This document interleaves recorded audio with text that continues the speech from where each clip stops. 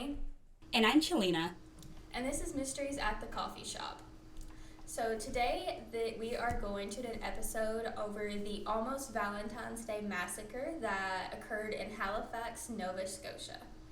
And you might be wondering why we're jumping into Canada, but there's actually a person in this case that is from the United States. So it's kind of both. That's why I like it. It kind of jumps into different territories. So this takes place in February of 2015.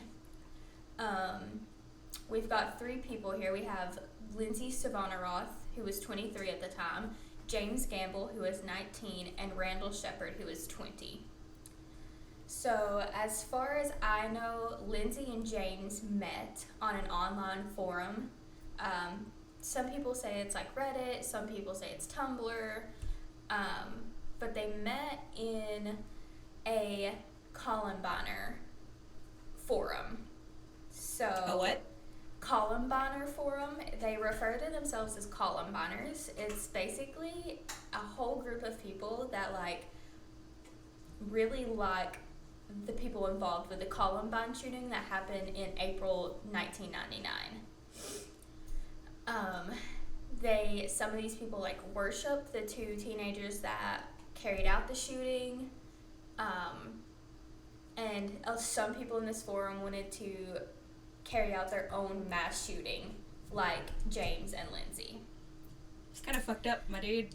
Yes, it was very, very strange. What does Bailey Sarian say all the time? Get better idols? Yes, and in this case, they really, really needed better idols because a little bit more about the Columbine shooting. It happened April 20th, 1999. 13 people were killed, injured over 20, and then they both committed suicide after they were done. So these are the people in this Columbine group that they idolized. I won't say all, but a lot of them. Lindsay also calls herself a neo-Nazi, which is your modern-day Nazi group. I believe she was also part of a forum group that did a lot of stuff with Nazis. So she was a messed up individual. So was James Gamble. And there's not a lot about Randall Shepard, who is the third, they call him the co-conspirator because he never intended to kill anybody. He was just here to help them make the plan, and I think they said he had intentions of helping them build the bombs, make the bombs. I believe they're called, I don't know if I'm going to say it right, Molotov cocktails. Oh, is that the thing where you get alcohol bottles and you put the... Yes. I've always wanted to do those, but not to hurt anyone. But yes, these are intended to kill. No. And Lindsay Souvannarath was the one from the United States. She was from Geneva, Illinois. So they planned this. So what happened was Lindsay and James met on this online forum for the Columbiners in early February, or I don't know if it was early February, but this is when they started planning. After they met, they started dating. He was 19, she was 23, and they just went from there. They shared the same beliefs, they looked up to the same groups and people, and they considered themselves, alike. So they decided to carry out their own mass shooting. That's what they wanted to do. So sometime in February, Lindsay decided she was going to board a plane and go to Halifax in Canada. I'm not sure why it ended up being she goes to Canada, because Canada's gun laws are much, much, much stricter than the United States. If you look up their gun laws compared to ours, total opposites. So I'm not sure. Do they have an age limit, and do they have to get permits and all that? Yes. One thing that I did not know was, and I believe I have this right, when you own a gun in Canada, you legally are the only person that is supposed to have access to it. It's supposed to be in a safe that only you know the code, or in a place that only you can get to. Unlike in America, we can have our guns out and, you know, anybody can have access and it's not illegal. Canada has a very, on what type of guns, how old you can be, what kind of ammo, where you store them, where you buy them. They just have very strict gun laws. But I do believe James Gamble, he is a native to Halifax. He did have access to his dad's guns somehow. So that may be why Lindsay went over there. And there was also Randall Shepard, their third co-conspirator, that was over there. So it was just one going over there versus two coming to the United States. I just feel like they would have had an easier... Not, like, I'm not giving people advice on how to hurt other people, but it really probably would have been easier in the U.S. Absolutely. Just because you could literally just go to Bass Pro Shop and, like, just buy a gun. Absolutely. And a lot of people here buy guns, you know, under the table. Like, they just buy from each other. So it's like, you never really know where one gun ends up after, you know, a few years are said and done. I mean, yeah, and, like... not getting into the whole political side of it or anything, because I personally think if you want to kill someone, you're gonna find a way to do it, regardless of the law or anything. But, like, it's just so easy for people to get their hands on guns. Kind of, like, I think about it like this, like, how it's so easy for some teenagers to get drugs, and then there was me as a teenager who was like, I don't even know where the fuck to get meth or cocaine. Like, who do I go up to? And it was like, right. Yo, you got the powder, you got the snow. Like, what? That's such a weird thing to, like, ask, you know? Like, you have to know people and know people. Exactly. And then, you know, in Canada they make it a lot stricter with guns, where you can't really necessarily do that, I guess. I guess to some degree you can. Like I said, I'm not well versed in their laws versus ours. I just know that there is a lot stricter. Right, but right. Nonetheless, James Gamble had access to a shotgun and a rifle, and the cocktails, the bombs that they were going to make. And you also see where they're both inexperienced with guns, and if you're not someone who's grown up around guns, a rifle and a shotgun is not something that you would take to do a mass shooting. Yeah, I mean, like, I didn't really grow up around guns, but I knew that. Yeah, anybody that knows anything about, like, just a little bit of knowledge about guns knows that, especially a shotgun, is not something you want to take to, especially if you don't have any experience loading and unloading and stuff like that. Right. It's also said that Lindsay was intended to take the shotgun, and when you see her picture, you see that she is a smaller built girl. If you know anything about shooting shotguns, the power of the kickback is hard. Right, right. So you don't... God. Right. Sorry. So, if I do recall, is this you were telling me about this, like, in class when we were together. Is this you said smaller frame girl, is this little Asian girl that does this? Yes, it is. Okay. Yes. I was just curious. Yeah, I have a picture of her in court, and she's smaller built. She is, I'm not sure, I think she's maybe biracial. I'm not completely sure. Don't quote me on that. But she is part Asian. And, okay, that's what I thought. Because I thought you said that she was the same, like, ethnicity as me, almost. Yes, that's what it was. I think she is, so she's low Asian. Maybe. Yes. Okay.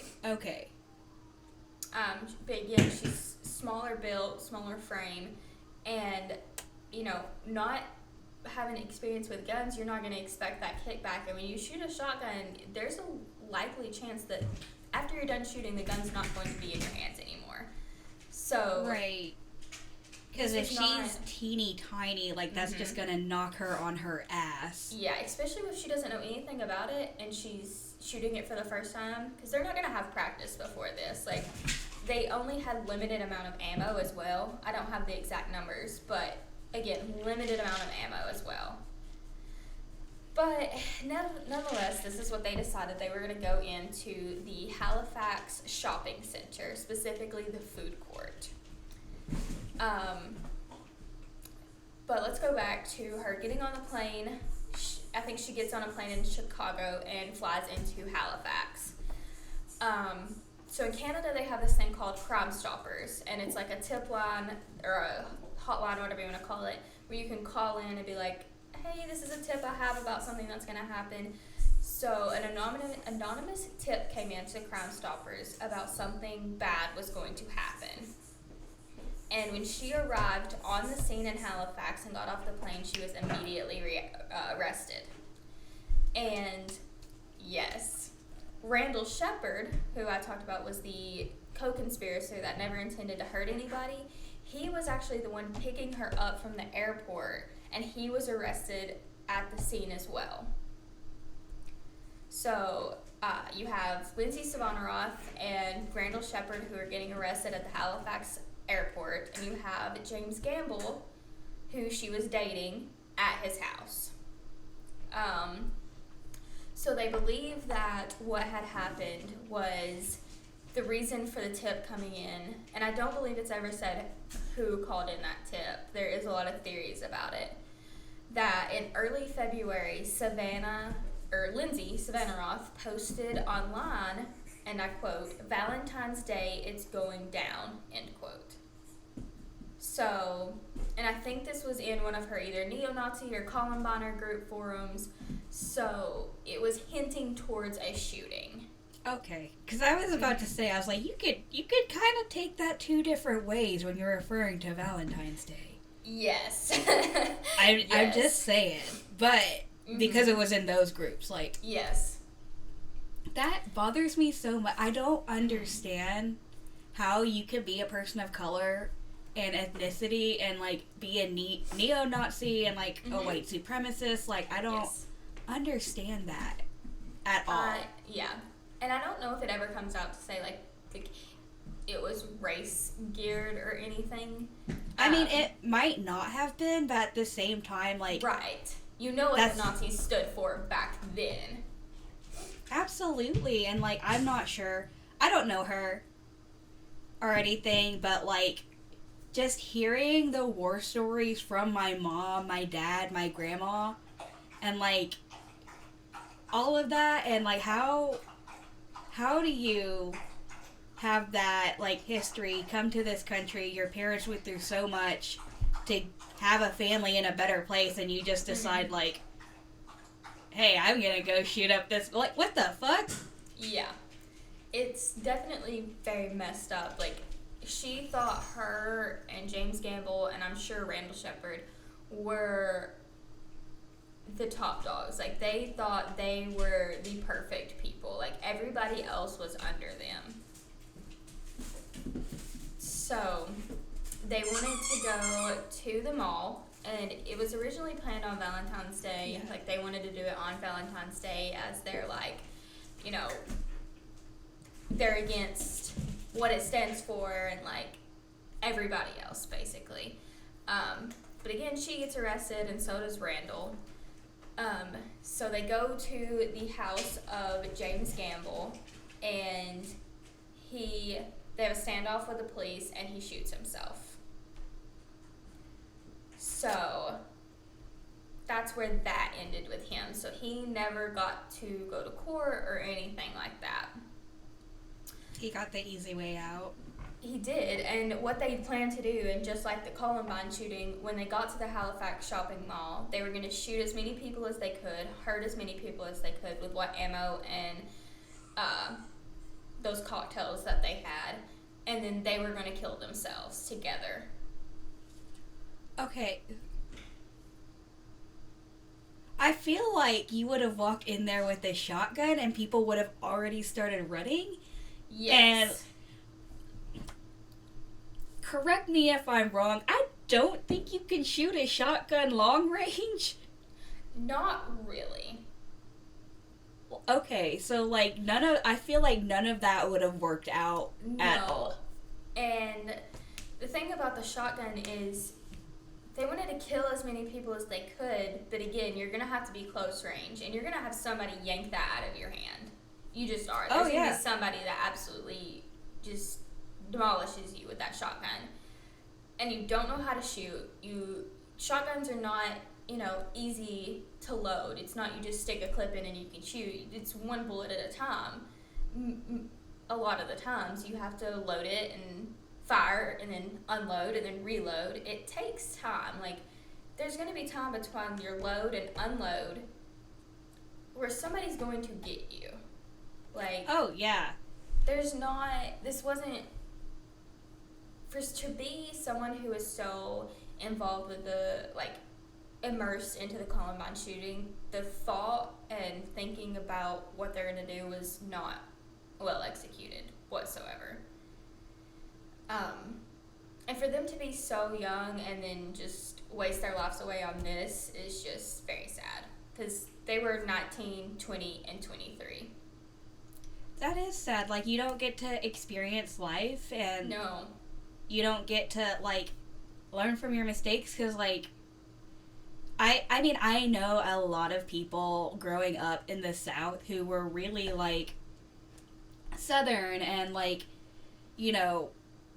very Southern, very conservative, and, like, they grew up and they were like, like, I was that, but at the same time, I could see where I was wrong at some points, and they never got to experience that. I feel like that's really shitty that they saw themselves that way, because life is so beautiful. Like, different cultures, different things, it's so beautiful, and for you to, like, not be able to experience that, like, that fucking sucks, dude. It does. But at the same time, they actively made that choice.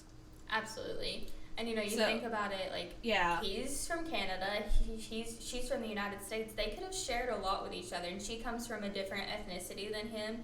They could have been really great together. Like, they could have both learned from each other and built something great, but they bonded over something so terrible and only wanted to put out terrible things. I don't understand. Yeah, I just don't get that. Like, I don't understand why you'd want to put out such negativity into the world. Like, what drive... Like, I know you think you're better than everyone else, and, like... But that doesn't mean people have to die. I don't know. I feel like you can be conceited and still, like, not murder people. Right. Like, you can be an asshole, but you also don't have to murder people. No, like, they could have just been miserable together. Like, they didn't have to make an active plan to kill people. And I believe they went into this thinking when they got to the mall that they had certain types of people they wanted to go after. So, I can't remember. I'll go ahead and reference this. There's a podcast called the Nighttime Podcast. It is by a guy, and his name's Jordan. He goes into a lot more detail about this case because he did an interview with Lindsay Souvannarath. So he gets to interview her. Unfortunately, obviously, James Gamble killed himself, so there's no his side of the story and also hers, because, you have to take it with a grain of salt. She made a plan to kill people. Like, you have to take what she says with a grain of salt, but there's a lot of information in there about what she did, how they planned it, what they were going to do. I've listened to his podcast, but not for my research. I did my own research so that I could reference his, because his does have a lot more because it comes from her, and you get to just hear her side of the story. Obviously, her side of the story does not count here because she was going to kill people, but it's also interesting to see her thought process through this. Yeah, I'm kind of glad we don't interview people, because, like, I ain't gonna lie, I'm kind of an asshole. I would have just looked at her and been like, the fuck were you thinking? Yeah, and Jordan is really, it's the Nighttime Podcast. You can listen to it anywhere. He is very professional, and he asks really well-structured questions. Like, you get a lot out of it. So after you listen to this, you should hop over there and listen to his interview with her. He's actually from Canada, and this is so crazy, but he actually planned to be in the mall the day they were planning their shooting. So I don't know how I would feel about that. yeah, he talks about his looking at it and like how he felt, and you know, he has a kid that was probably going to be with him, and it's just like, you know, it's insane to think about, like, if it wasn't for the Crime Stoppers thing that someone called in a tip and the fast acting police in Canada, this would have ended in a very tragic way. Even if many lives weren't taken because of the artillery they chose to use, it still would have ended in a very, very tragic way. Other than just the only person that lost their lives in this was James Gamble. And it's still a life loss, and he still had, you know, parents and I'm sure other family that loved him, but at least it was only one life, and he was planning to do something very evil. Right. So, like, you listened to that podcast. Did she sound like she had any, like, regret at all? No, and if you do research on this case, like, almost every article mentions her lack of remorse. Like, I believe that she's almost upset that she didn't get to carry this out. Because when they were doing sentencing, Randall Shepard got 10 years in prison for co-conspirator, like just an active part in this. And she also, I think, got 10 years in prison for, I may have the times wrong, but she pled guilty to conspiracy to commit a murder in 2018. She was 26 when she was sentenced. I think she goes 7 years without parole, something like that. And after she was sentenced, she talked about how unfair the treatment that she received was, that she should have never been sentenced this long, and she deserved more, and she wanted a retrial. But she was very angry that she got that big of a sentence. Okay, I thought... So, she was angry that she got 10 years and not less, or was she angry that she got 10 years and not more? She wanted less. She didn't think she deserved that harsh of a sentence. Like, she thought that, well, I didn't kill anybody, so why am I getting 10 years? So... You were gonna murder a lot of people, and you weren't even sorry about it, which makes me kind of worry, like, when she does get out, is she gonna try to carry that out, or is she gonna try to go live her life? That's what me and JP were talking about. Like, when she gets released finally, does she get to come back to the United States a free woman? Because she's charged in Canada. Does that carry over to the United States? And what happens if she comes back to the United States and can get her hands on a more deadly weapon? And it's not that far away from the time that she gets out. So it's a very scary thought. That's pretty awful. I mean, who knows whether she is or isn't going to do it. Like, I'm kind of a sucker for, like, people can change, but do people really change? I don't know. Like, I totally believe in some people can change. I'm sure there's far worse people than her that have changed. But if you are so committed to neo-Nazism and the Columbiners and just hurting people, hopefully 10 years in prison does her good and she receives the mental health and structural help that she needs to not come back to the United States and carry out her plan. Maybe with James being gone, she'll feel the need that she doesn't need to, or that she does need to, but hopefully she doesn't need to.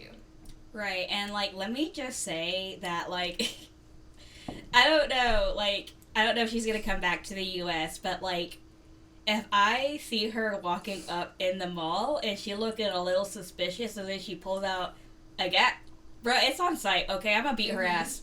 Beat her ass right then and there. Like, what's she gonna do? Like, I feel like if she had pulled the trigger on a shotgun, she wouldn't have hit anything because that recoil would have hit her so fucking hard. Absolutely. I think and sent her backwards, yeah. And I believe they talk about it on Jordan's podcast, but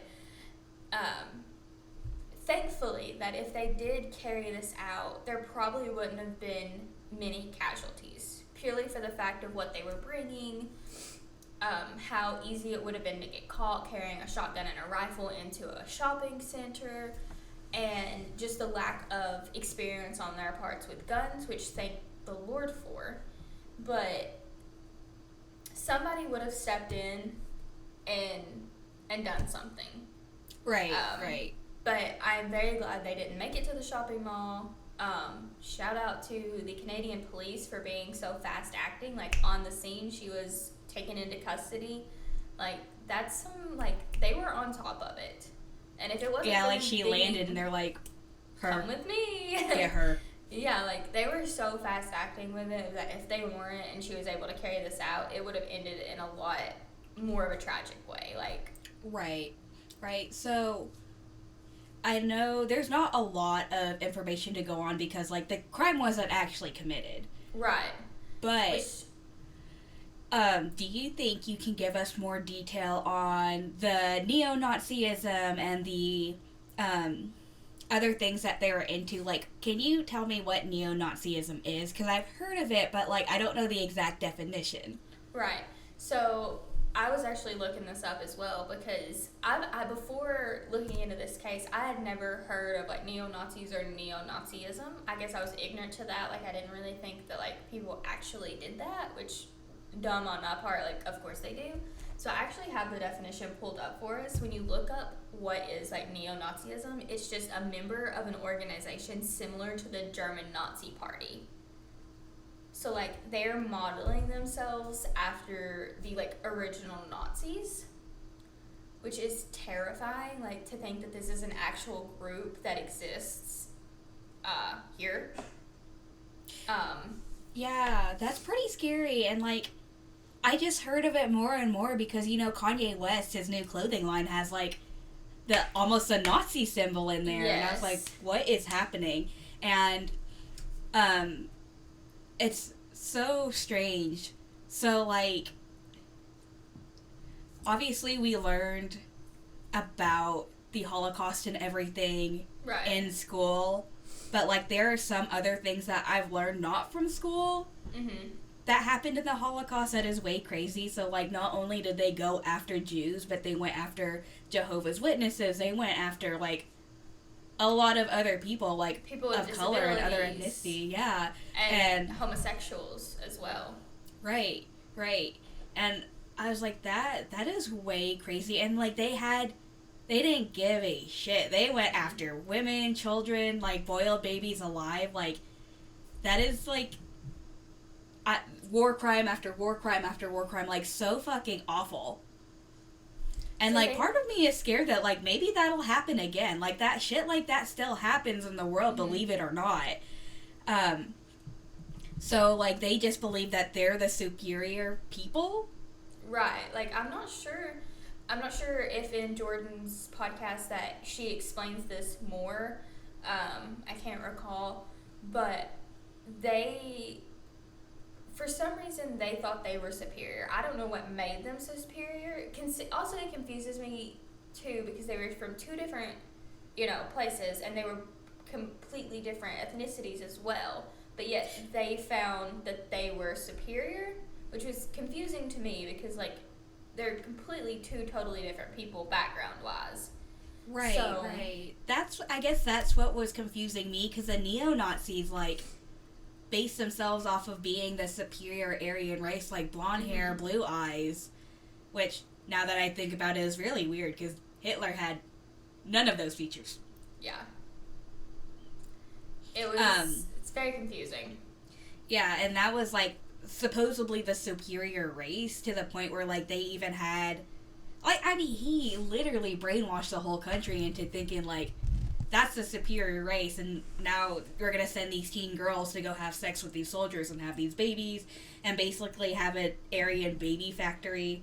Like, it's fucking wild what they did, but, like, they based it off of that, and then, like, they were supposed to be, like, God's perfect race, and I'm not super into religion. Like, I didn't look into Christianity or Judaism or Jewish.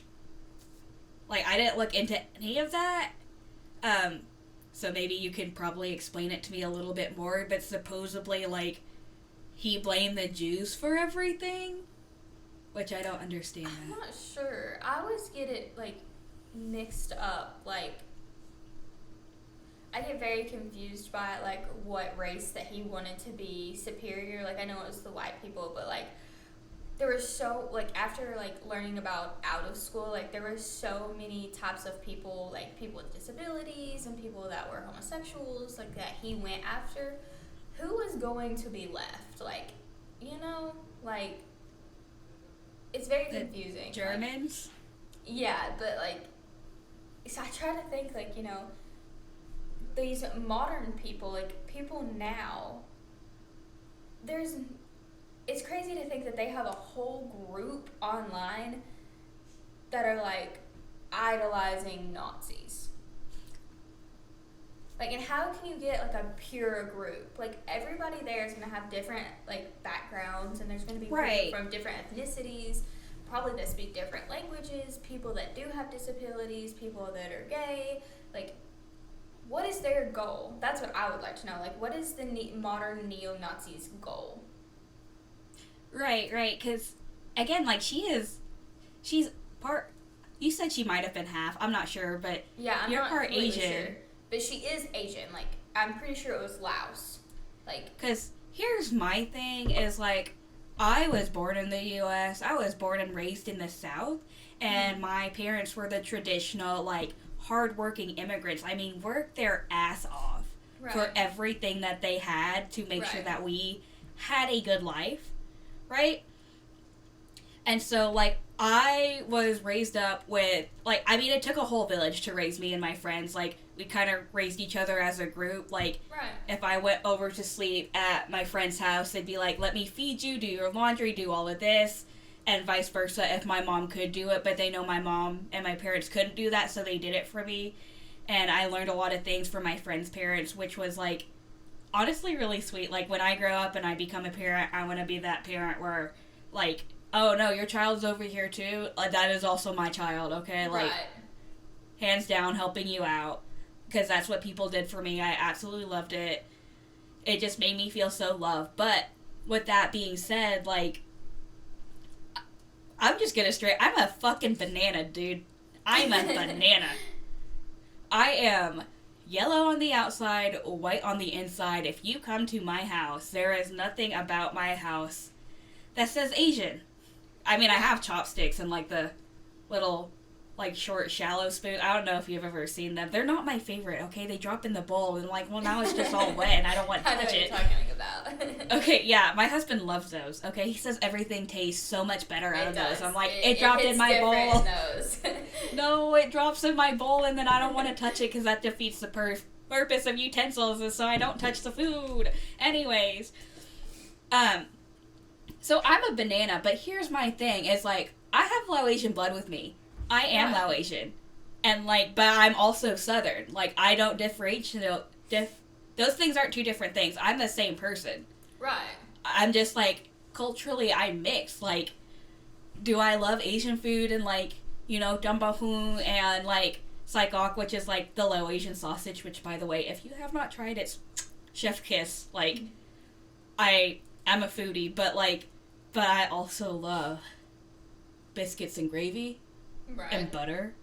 Holy shit, do I love Southern food. The only Southern food I don't like is, like, collard greens and chitlins, which is fair. Like, there's always that one vice, but, like, I just don't understand how you can just pick one side of that. Because, like, even if I'm not as close to my Laotian side, like, I'm not gonna, I don't identify as white. Like, you know what I mean? Like, I definitely identify as Laos because that's what I am.